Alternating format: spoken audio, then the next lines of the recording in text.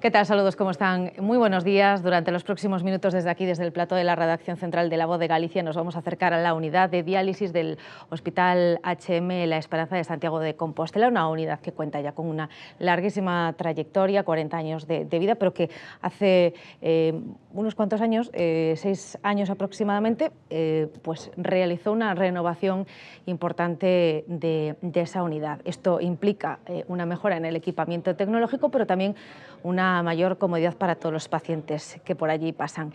De esa unidad en concreto, de su funcionamiento, les vamos a hablar, como les digo, con los dos invitados que hoy nos acompañan, pero también de la importancia de cuidar la salud renal y de la implicación que este aspecto puede tener en muchas otras enfermedades. Un asunto que pueden seguir durante los próximos minutos a través de los canales habituales de La Voz de Galicia, su página web, también la página de Facebook y el canal de YouTube. Y un aspecto el de la salud renal, en concreto, acercándonos a esa unidad de diálisis que vamos a abordar, como les digo, con los dos invitados que hoy están aquí con nosotros. Una es Mariana Garviras, ella es la coordinadora de ese servicio de nefrología de HM Hospitales en Santiago de Compostela. Bienvenida, Mariana, ¿cómo estás? Buenos días. Buenos días, muchas gracias por la invitación. Gracias por estar aquí con nosotros. Y también Johnny Moreno, nefrólogo. Bienvenido, Johnny. Gracias. Buenos días, gracias por acompañarnos. Contadnos en primer lugar, vamos a explicarle a nuestros seguidores cómo se organiza, cómo se estructura esa unidad de diálisis, qué nos vamos a encontrar, con qué dotación cuenta. Mariana. Pues vamos a ver, es una unidad de diálisis que ha crecido a través de los años, como bien dices, hace 40 años más o menos está funcionando, pero ha crecido con el tiempo. Ahora mismo contamos con una sala de hemodiálisis moderna, con una tecnología bastante nueva, avanzada. Y tenemos en la unidad, además del equipo tecnológico, un excelente equipo humano. Contamos con enfermeras experimentadas y con 4 médicos también bastante experimentados en el manejo de pacientes en diálisis. Hay otro aspecto importante, ¿no? Comentábamos el tema de la renovación tecnológica, pero bueno, pues dotar de mayor comodidad, como decía yo al inicio, a esa unidad porque los pacientes pasan allí mucho tiempo, ¿no? Sí. Sí, exactamente. Hace 6 años, en el 2017, que hemos cambiado a esta nueva unidad y es verdad que hemos apostado por la comodidad de los pacientes. No solamente se trata de llevar una enfermedad que ya es difícil de llevar con tanto tiempo en una unidad, sino que ellos estén cómodos, que esa comodidad nos permita manejar complicaciones también, pero que ellos puedan contar con medios audiovisuales, por ejemplo, para pasar el tiempo que pasan allí también. ¿Qué capacidad tiene? Y ahora te pregunto, Johnny, que probablemente quieras complementar algo sobre esto, pero ¿cuál es la capacidad real en este momento? Bueno, tenemos una capacidad para 168 pacientes. Es una unidad bastante grande si funcionara al 100%. Pero actualmente contamos con aproximadamente 100 a 110 pacientes. Oscilan, los pacientes van oscilando a medida que pasa el tiempo, pero bueno, tenemos una capacidad bastante más. Y una ocupación alta, ¿no? Sí. Bueno, eso tiene que ver también con que la enfermedad renal crónica cada vez es más frecuente. Se ha aumentado la incidencia y la prevalencia de la enfermedad renal crónica en España, en el mundo en general. Entonces cada vez tenemos más enfermos que precisan, pues en este caso, de hemodiálisis, ¿no? No sé si querías apuntar algo. Sí, también. lo que hablábamos de la comodidad, ¿no? Son pacientes crónicos, una enfermedad que muchos años de evolución, ya desde la consulta, luego en diálisis, luego la mayoría de los pacientes hace un tratamiento 3 días a la semana, 4 horas de tratamiento suele ser lo estándar. Hay pacientes que al inicio pueden hacer un poco menos, entonces es fundamental que ellos, digamos, es como su segundo hogar, ¿no? Luego, nosotros somos los médicos de cabecera de los pacientes, aparte de ser nefrólogos, somos los que intentamos solucionar muchos problemas digestivos, cardíacos y somos el enlace que ellos tienen con la sanidad pública, con la sanidad privada, con los otros especialistas. Junto con enfermería hacemos un trabajo médico-asistencial y también muchas veces en conjunto con enfermería también damos a veces apoyo psicológico, social, nos apoyamos de trabajo social porque muchos pacientes bueno, están solos o no tienen el apoyo, ¿no? que muchos necesitan. Entonces, nosotros a veces no basta con darles, tome este comprimido 3 veces al día y nos vemos, bueno, lo seguiremos viendo. Muchas veces no tienen alguien que esté pendiente de los controles de glucemia en los pacientes diabéticos, que vayan a las citas a los hospitales para hacer diferentes estudios. Entonces, son pacientes complejos, muchos son pacientes mayores, cierto grado de limitación física. Entonces, es fundamental que la unidad tenga estos recursos para que ellos se sientan cómodos y nosotros poderlos ayudar. Especialmente sensibles nuestros pacientes, el Sí. mimo, el cuidado tiene que ser máximo. Iba a sumar yo también ese cargo, de esa parte psicológica, que seguro Sí. que es muy importante. A lo que se suma a lo que decías tú también de esos otros recursos, distracción, entretenimiento, con esos recursos audiovisuales. ¿Ellos qué os trasladan? Pasan muchas horas allí, seguro que, bueno, que estáis muy pendientes del feedback, de lo que, bueno, de las impresiones, ¿no? Y la valoración que ellos hacen, que os Sí. cuentan vuestros pacientes. Son pacientes que los vemos día de por medio, o sea, son pacientes que hacen lunes, miércoles, viernes o martes, jueves, sábado, entonces, claro, los conocemos y nos conocen, entonces muchas veces no hace falta, ya con el cambio de la cara, el humor, ya sabes que algo le pasa, entonces a veces con preguntarle cómo está, qué le ha pasado, ya ellos a veces tienen la confianza de comentar, a veces son cosas que ni siquiera son médicas, son cosas sociales, son temas de la familia y bueno, tratamos de brindar un apoyo también a eso que es importante, ¿no? Porque si el paciente tiene problemas familiares, no se va a querer tomar los tratamientos, no va a querer asistir a las citas y a veces es fundamental iniciar desde ahí también para ver ciertas respuestas, ¿no? Eso es fundamental. Otro aspecto importante, por ejemplo, es el tema de la nutrición. Los pacientes renales tienen muchas enfermedades aparte de la enfermedad renal. Son hipertensos, son diabéticos y muchas otras comorbilidades. Entonces es fundamental tener organizado un tipo de dieta porque hay restricciones por la enfermedad renal, hay restricciones por la diabetes, hay restricciones por la hipertensión. Entonces muchas veces los pacientes me dicen, bueno, entonces, ¿qué como, no? ¿Qué tengo que...? Entonces es fundamental el apoyo familiar para que se puedan cumplir esto, porque el tratamiento es una parte, pero también el tema de la dieta, el tiempo de cumplimiento de la adherencia terapéutica es igual de importante que el tratamiento que nosotros hacemos, que la programación de las máquinas de diálisis. Entonces esto es fundamental. Sí, sin esto no se logran los objetivos que ¿Y sobre queremos. la unidad, Johnny, qué os trasladan? La no sé si hay unidad. alguna petición o todo lo contrario. Yo creo que los pacientes están cómodos porque son instalaciones que tienen luz natural, los sitios donde ellos están es cómodo, tienen las ayudas audiovisuales que comenta la compañera. Siempre, claro, habrá la opción de hacer más cosas, ¿no? Hay unidades en las que ciertos pacientes pueden hacer cierto tipo de actividad física controlada, que esto ¿no? Hay unas zonas donde se puede hacer ejercicios de fuerza, pedalear para el tema de mantener una actividad muscular, que no pierdan masa muscular. Los pacientes con enfermedad renal son propensos primero a la desnutrición y luego a perder masa muscular. Si juntamos estas dos cosas, son pacientes frágiles que a mediano plazo tienen riesgo de fracturas, de complicaciones. Entonces, quizás siempre hay la opción de hacer más, pero claro, nosotros tenemos unas limitaciones, ¿no? Contractuales, con convenio con la sanidad pública, incluso en la pública por el alto número de pacientes es difícil tener estos accesos, pero siempre se puede hacer más.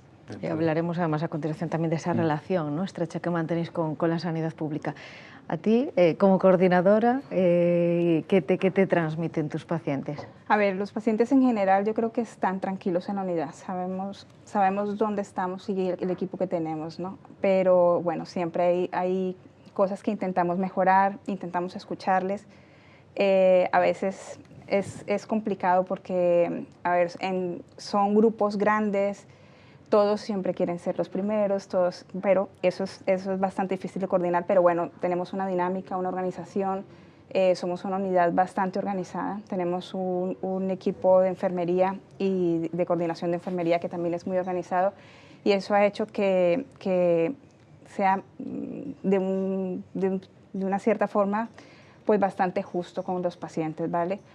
Pero bueno, cada persona tiene su evolución de la enfermedad, cada persona ha recibido la noticia de entrar en diálisis de una forma.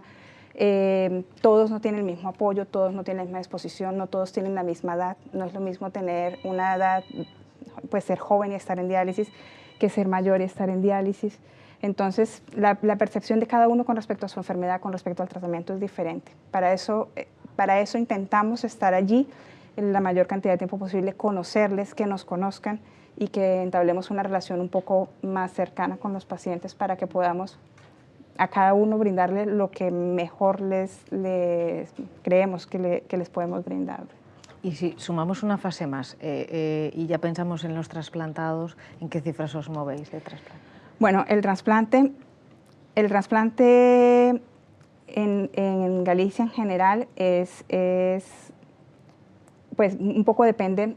Nosotros tenemos un manejo del trasplante con respecto a la pública, es que nosotros recibimos nuestros pacientes, que son la mayoría concertados, los presentamos a la unidad de nefrología del hospital público y se hace un estudio. ¿Qué pasa con los pacientes ahora en Galicia? Son pacientes con muchas enfermedades y mayores, entonces no todos los pacientes que entran a diálisis van a ser candidatos a un trasplante renal. ¿Qué cifras tenemos? Pues más o menos el 20 al 30% de nuestros pacientes se encuentran o en estudio o incluidos ya en una lista de espera de trasplantes. Y de ese porcentaje se está trasplantando aproximadamente el 5 al 10% anual. Exactamente, tampoco te podría decir la cifra que tenemos ahora, pero nos movemos ahí en los últimos años. Habéis mencionado ambos esa relación, ¿no? Esa comunicación, sanidad pública, sanidad privada, en este caso con vosotros. ¿Cuál es la relación actual, esa comunicación, esa fluidez que ha de darse?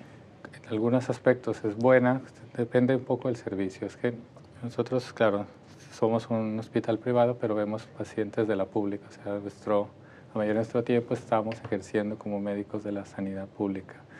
Pero claro, el hecho de ser un centro externo, a veces las facilidades de comunicación con otras especialidades, con algunas es más fácil, con nefrología, radiología vascular, intervencionista, pero con otras entramos a una lista de espera general, que es importante tener en cuenta que los pacientes en diálisis, digamos, son diferentes porque tienen una comorbilidad mayor, la evolución de muchas enfermedades es mayor. Entonces, tenemos ciertas dificultades con algunas especialidades por el hecho también de ser un centro externo, no porque el paciente sea diferente, sino que la comunicación es diferente. Entonces, pides una visita, un ejemplo, con cardiología, seguro que la lista de espera no es igual que si la pides desde el hospital. Yo no he trabajado aquí en la pública, pero sí en Barcelona trabajé en la pública.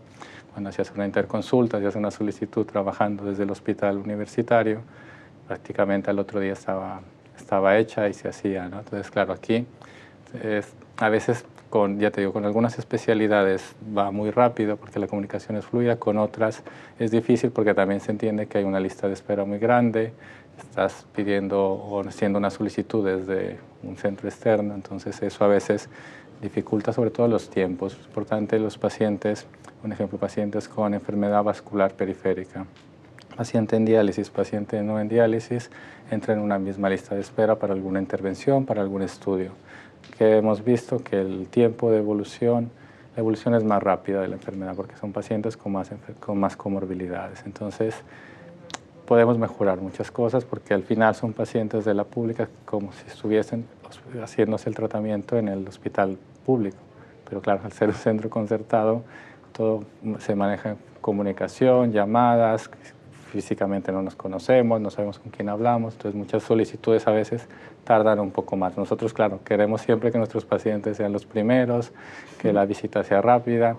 También supongo que muchos centros también quieren lo mismo, los del hospital, pero claro, esto también yo creo que va unido desde la pandemia ha empeorado bastante la lista de espera, muchos procedimientos, muchas visitas con muchos especialistas y quizás esto es lo que queremos mejorar, ¿no? Un poco, no depende de nosotros, tampoco del hospital, pero claro, todos queremos que nuestros pacientes sean los primeros en asistir a estas consultas. Mariana, ¿qué destacarías de esa relación público-privada? Yo creo que es primordial. Actualmente, y como ya habíamos hablado del aumento de la prevalencia y de la incidencia de la enfermedad renal crónica, yo creo que es muy difícil para la sanidad pública asumir esa cantidad de pacientes, que se necesita de una relación estrecha entre la sanidad privada y la sanidad pública. Creo que tenemos que ser el apoyo de esa sanidad pública, creo que somos competentes además para hacerlo. En la unidad sí que es verdad que tenemos una muy buena relación con el servicio de nefrología de Santiago. Es un servicio que es muy eficiente, entonces pues intentan siempre tenernos bastante en cuenta y tener en cuenta a nuestros pacientes para los procedimientos que necesitamos. Y creo que para ellos, espero que sea así, nosotros también somos un gran apoyo y intentamos hacer nuestro trabajo de la mejor forma con los pacientes que pertenecen a su equipo, ¿no? Son de la sanidad pública, aunque se estén dializando con nosotros en la unidad de HM La Esperanza. Antes mencionabas y hablabas de pacientes con muchas otras enfermedades. Os voy a pedir que le trasladéis a nuestros seguidores precisamente qué otras derivadas, ¿no? Además de lo puramente renal, puede darse cuando hablamos de esta enfermedad, porque está la hipertensión, ¿no? Creo que eras tú el que lo mencionabas, la diabetes. ¿En qué otros aspectos nos tenemos que fijar?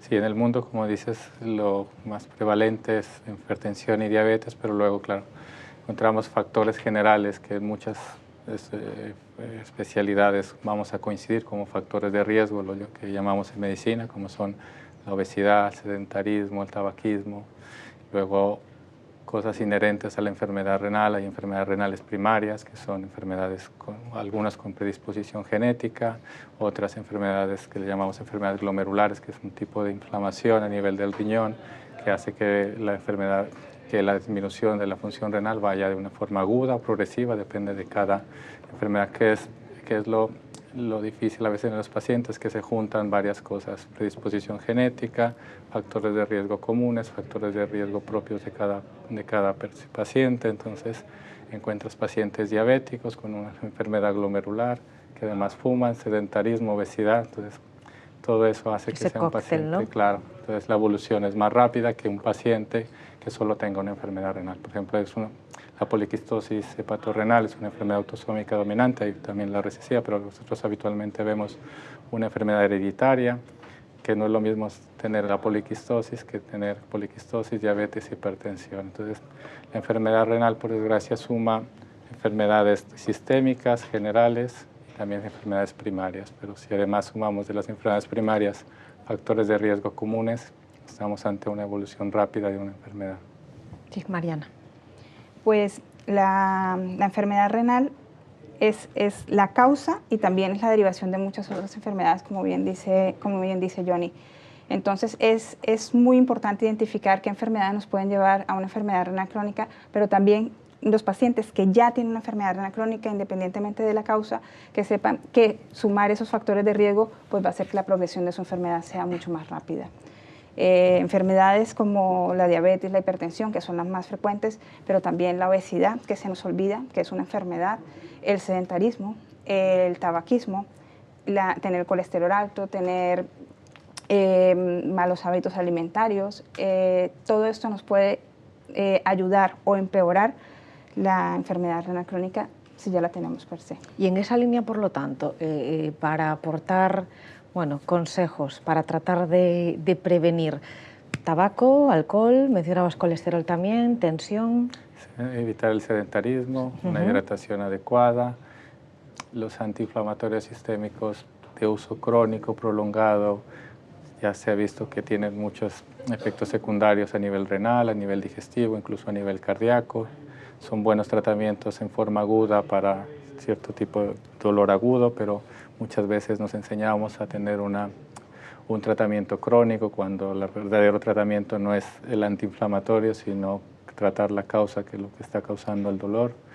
Entonces, hay cierto tipo de factores modificables, los podemos hacer que la evolución sea más lenta, como evitar el sobrepeso también, y todos los que menciona mi compañera, y luego hay otros inherentes que los podemos controlar, ¿no? Como predisposiciones genéticas, cierto tipo de enfermedades renales, el tipo de diabetes. Claro, no es lo mismo tener una diabetes de 20 años de evolución que 5 años de evolución, no es lo mismo tener una diabetes controlada que una diabetes descontrolada, todo eso influye en la evolución hacia la enfermedad renal y hacia muchas complicaciones. Muchas veces los pacientes tienen, un ejemplo, la diabetes, enfermedad ocular por la diabetes, enfermedad cardíaca por la diabetes, enfermedad vascular por la diabetes y enfermedad renal. Entonces, son pacientes que juntan muchas enfermedades como complicaciones de una sola enfermedad.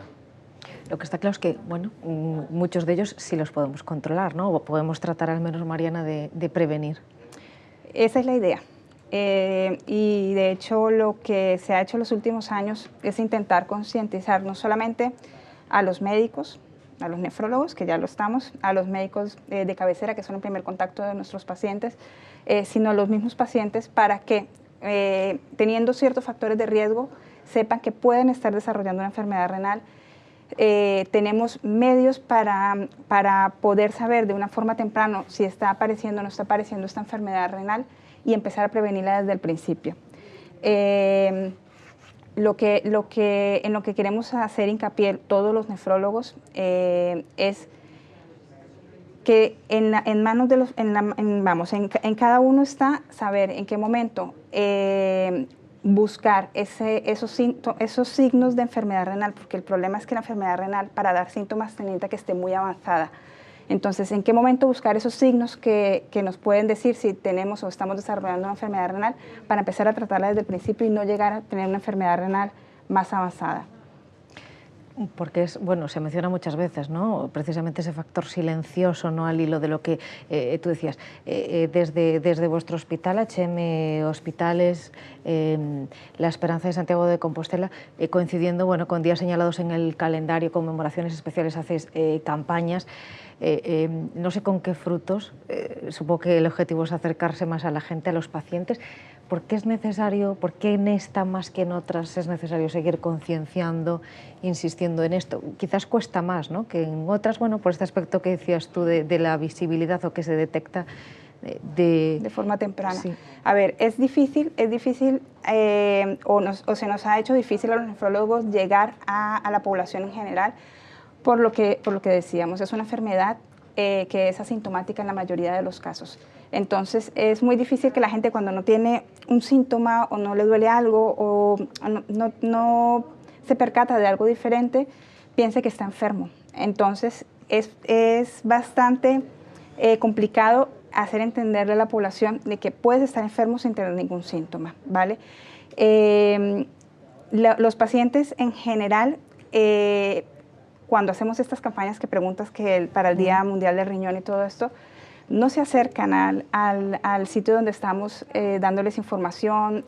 Intentamos, por ejemplo, tomar la glucemia, tomarles la tensión, hablarles sobre qué es la enfermedad renal crónica, y ves que no, la gente realmente no se interesa hasta que realmente alguien no les dice, tú puedes tener una enfermedad renal o hay que tener cuidado porque hay algo en la analítica que no está saliendo bien. A la gente no le interesa saber qué es la enfermedad renal.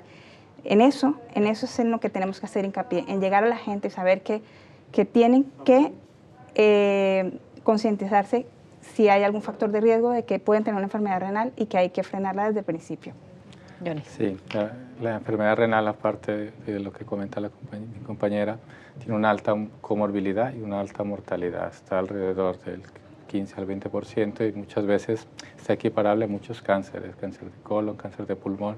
Claro, entonces cuando hablamos de cáncer, como que todo el mundo abre los ojos y dice qué peligro y esto, pero la enfermedad renal muchas veces, claro, es una enfermedad que está silente, que no se diagnostica y muchas veces cuando llega hacia nosotros ya es una enfermedad avanzada, que llamamos una enfermedad en la que la evolución, podemos hacer muy poco para frenar esta evolución y muchas veces lo que hacemos, que es lo que no queremos solo, es prepararle al paciente, bien sea para la diálisis peritoneal, para la hemodiálisis o para el trasplante, ¿no? Lo ideal de esto es que el paciente sea detectado de forma precoz para intervenir en estos factores de riesgo modificables. En los no modificables podemos enlentecer la evolución con diferentes tratamientos según la enfermedad.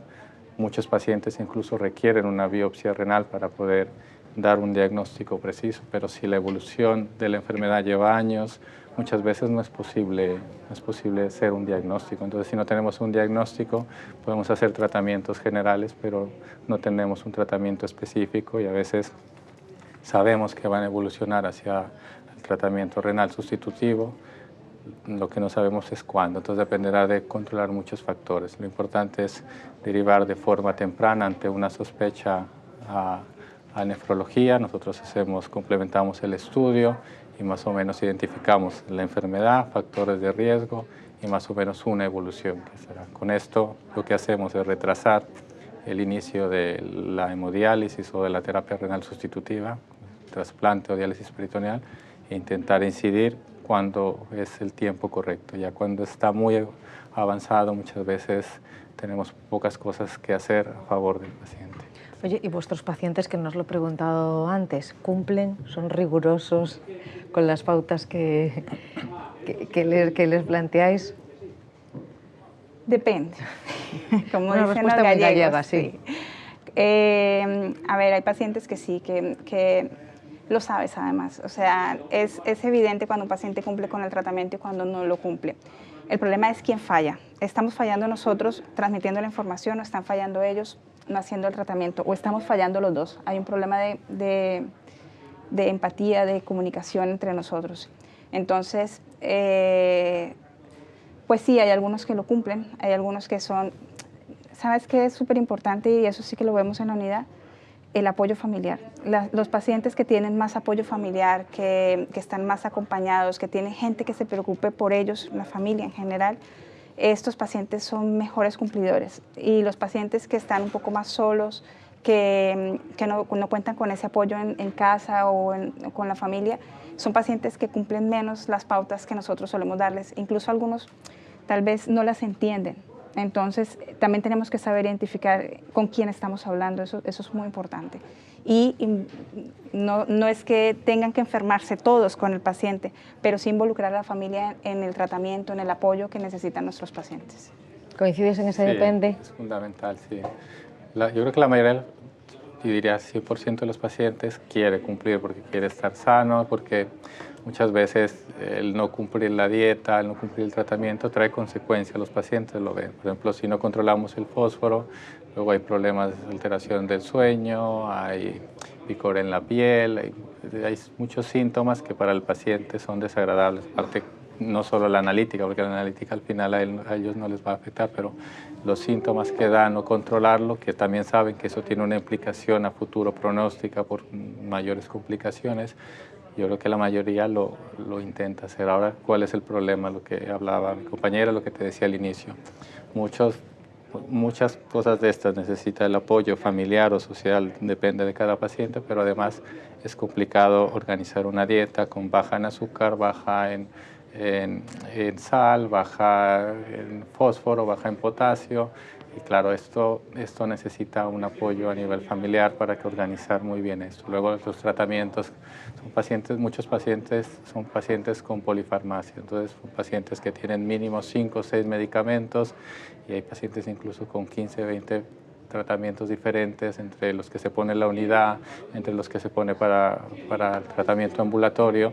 Entonces es complicado. Yo creo que al inicio lo hacen, pero luego es difícil tomar 5 o 6 comprimidos al día, incluso muchos más. Entonces es fundamental. Yo creo que es fundamental, pero yo creo que yo me pongo también en la empatía del paciente y es difícil. Aparte, los pacientes jóvenes que ya llevan tiempo en lista de espera y aún no se han trasplantado también, muchos de ellos tienen depresión, claro, tengamos en cuenta que es un tratamiento que prácticamente en la semana 3 días estás atado a él. Entonces muchos pacientes, esos 3 días que van a la unidad son 4 horas, pero luego dicen que en casa no salen, no hacen su vida normal, muchos no pueden trabajar. Yo creo que eso también hace que sea más difícil seguir las pautas, seguir los tratamientos, y por eso es fundamental en nefrología un apoyo interdisciplinario. Nefrología, enfermería, psicología, trabajo social, para abordar toda esta problemática que tienen los pacientes. Y es importante, además, porque bueno, lo apuntaba Mariana, las cifras están ahí. creo que son unas 2.000 personas las que aquí en Galicia necesitan esa diálisis, tienen tratamientos de diálisis. Ha crecido la enfermedad renal y la evolución apunta en esa dirección, ¿no? Sí. De que seguirá creciendo. La prevalencia ha aumentado más o menos un 30% en los últimos 10 años. La enfermedad renal crónica, como decía Johnny, además es una de las primeras 10 causas de muerte, pero es que se estima que en el 2040 pueda llegar a ser la quinta causa de muerte más importante, por lo menos en España. Entonces sí, vamos aumentando en números y esto, si no le ponemos freno ahora, si no nos concientizamos ahora, va a seguir en aumento, no hay una forma de pararlo. Y hay una cosa muy importante que se nos olvida, y es el gasto. No solamente es la cantidad de personas que están aumentando con enfermedad renal crónica, sino que la enfermedad renal crónica también es costosa, es un gasto público importante. Entonces, si todos avanzamos hacia una enfermedad renal crónica avanzada, no sé realmente cómo vamos a poder costear el tratamiento para tantas personas. No solamente ya es tener la enfermedad, sino que todos tengamos la oportunidad o la opción de ser tratados. Entonces es muy importante. Bueno, pues con esta última reflexión lo dejamos. Gracias a los dos por habernos acompañado, por trasladar a los seguidores y lectores de La Voz de Galicia la importancia de cuidar esa salud renal, de aplicarnos con todos esos consejos para intentar al menos prevenir, y después, una vez ya esos problemas, esa enfermedad llega, toda la información que nos habéis dado acerca de esa unidad de diálisis en el Hospital HM La Esperanza de Santiago de Compostela. Recuerden, con esa capacidad, creo que decías, de 168, no es sí. Esa es la capacidad máxima de esa unidad. Gracias a los dos, lo dicho, por habernos acompañado. Johnny Moreno, nefrólogo, gracias. Vale, gracias a ti. Y Mariana Garvira es la coordinadora del Servicio de Nefrología de HM Hospitales en Santiago de Compostela. Gracias también por habernos acompañado. Muchas gracias a ti por invitarnos. Y a ustedes, como siempre, gracias por su atención, gracias por seguir este encuentro. Hoy esperamos que de especial interés para todos ustedes al hablar de un asunto como este relacionado con nuestra salud. Gracias y muy buenos días.